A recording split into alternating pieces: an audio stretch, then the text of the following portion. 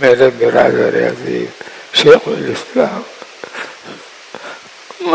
تقی صاحب، ان کو تجربہ تھا کہ میں فی الحال فیق المدارس کا نائب صدر ہوں.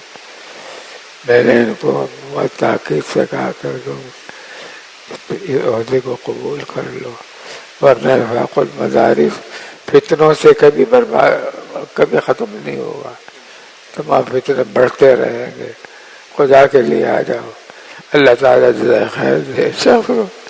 انہوں نے دارالعلوم کی نائب صدارت بھی قبول کی اور فیق المدارس کی صدارت بھی قبول کی.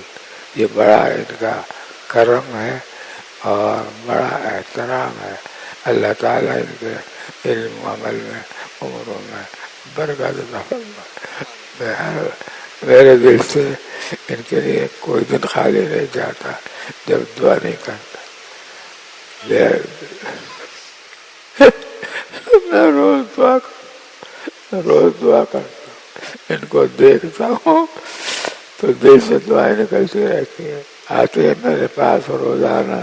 ان کی محبت کی بات ہے. میری عیادت کے لیے روز آ رہا تھا تقریباً.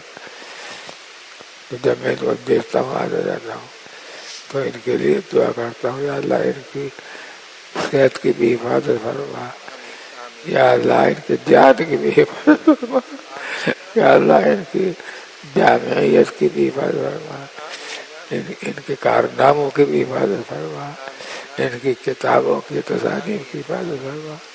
بہت دعا کرتا ہوں اور ہمیشہ رہیں گے انشاءاللہ تعالی. مبارک ہو.